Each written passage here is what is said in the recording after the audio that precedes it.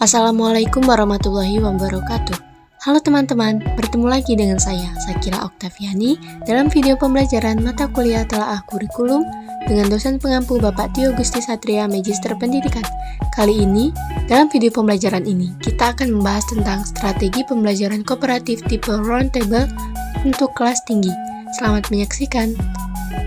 Pada video kita kali ini yang akan kita bahas yaitu pengertiannya, manfaatnya, kelebihan dan kelemahannya, bagaimana langkah-langkahnya, dan alasannya mengapa memilih strategi tersebut. Sebelum membahas lebih jauh, kita harus tahu dulu apa itu strategi kooperatif tipe roundtable. Strategi ini merupakan strategi dengan teknik menulis yang menerapkan pembelajaran dengan menunjuk tiap anggota kelompok untuk berpartisipasi secara bergiliran dalam kelompoknya dengan membentuk meja bundar atau duduk melingkar. Tipe roundtable ini merupakan strategi yang dimaksudkan agar masing-masing anggota kelompok siswa mendapat kesempatan untuk memberikan kontribusi mereka dan mendengarkan pandangan dan pemikiran ide atau gagasan dari anggota yang lain. Selanjutnya, apa sih manfaat dari strategi pembelajaran kooperatif tipe roundtable ini? Yaitu yang pertama, membantu siswa memfokuskan pemikiran mereka. Yang kedua, memberikan waktu tenang untuk memikirkan respon-respon dari siswa yang lain. Yang ketiga, membangun keterampilan kerja dalam tim dan berpikir kritis. Dan yang terakhir, menjamin partisipasi di antara anggota kelompok dengan berbagai sudut pandang yang mereka miliki. Selanjutnya, apa kelebihan dari strategi pembelajaran kooperatif tipe roundtable ini? Yaitu yang pertama, membantu memfokuskan perhatian kepada siswa. Yang kedua, adanya partisipasi dan interaksi antara siswa. Dan yang ketiga, mendorong semua siswa untuk mencurahkan gagasan-gagasan dan pendapat mereka. Dan yang terakhir, siswa dapat belajar kritis dan kreatif. Lalu, kelemahannya yaitu yang pertama, banyak menghabiskan waktu. Yang kedua, sejumlah siswa mungkin bingung karena belum terbiasa dengan perlakuan seperti ini. Yang terakhir yaitu, terkadang didominasi oleh satu siswa sehingga menyebabkan siswa yang lain menjadi pasif. Sekarang kita akan membahas bagaimana langkah-langkah dari strategi pembelajaran kooperatif tipe roundtable ini. Yang pertama, siswa dibagi ke dalam beberapa kelompok.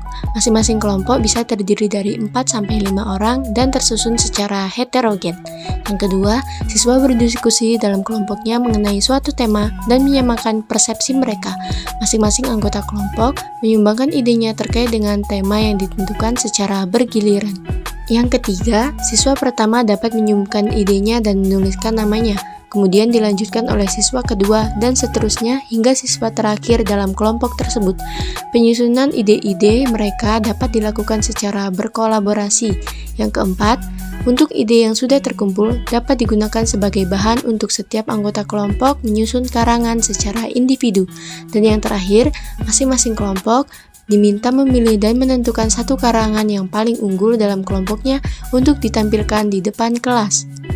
Sekarang mari kita masuk ke contohnya. Untuk contohnya, kita dapat menggunakan pembelajaran PKN di kelas 4 di bab 4 yaitu Negaraku Indonesia dengan materi contoh sikap dan perilaku untuk menjaga kesatuan NKRI. Bagaimana langkahnya? Langkah yang mesti dilakukan oleh guru untuk menerapkan pembelajaran kooperatif tipe roundtable ini yaitu yang pertama, guru dapat membagi siswa ke dalam beberapa kelompok. Masing-masing kelompok terdiri dari 4-5 orang yang tersusun secara heterogen. Yang kedua, masing-masing siswa duduk sesuai dengan kelompoknya dengan posisi membentuk lingkaran mengelilingi meja. Langkah yang ketiga yaitu, guru memberikan perintah terkait pembelajaran yaitu memberikan pendapat mengenai contoh sikap dan perilaku untuk menjaga kesatuan NKRI. Dan yang keempat, kemudian siswa berdiskusi dalam kelompoknya mengenai tema yang telah diberikan dan menyamakan persepsi mereka. Masing-masing anggota kelompok menyumbangkan idenya terkait dengan tema tersebut secara bergiliran pada kertas yang telah dibagikan oleh guru sebelumnya. Yang kelima, siswa pertama menyumbangkan idenya dan menuliskan namanya, kemudian dilanjutkan oleh siswa kedua dan seterusnya hingga siswa terakhir dalam kelompok. Penyusunan ide-ide mereka dapat dilakukan secara kolaboratif. Yang keenam, setelah ide-ide mereka terkumpul, perintahkan mereka untuk menyusun karangan secara individu dari ide-ide mereka tersebut. Kemudian, karangan dari masing-masing anggota kelompok yang telah tercipta ditukarkan dan didiskusikan dalam kelompok untuk dilakukan pengeditan. Dan yang terakhir, guru meminta masing-masing kelompok untuk memilih dan menentukan satu karangan unggulan dalam kelompoknya untuk ditampilkan di depan kelas.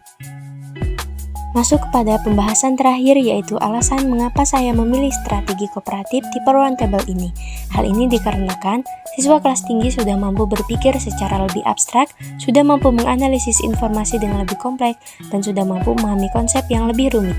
Selain itu, mereka juga sudah mampu bekerja dalam kelompok, mampu berkolaborasi, mampu berpikir dengan kritis, dan mampu berkomunikasi dengan baik. Sehingga, dengan strategi pembelajaran ini, mereka dapat mengembangkan lagi kemampuan yang mereka miliki dan mereka dapat terlibat dan berpartisipasi dalam pembelajaran tanpa terkecuali.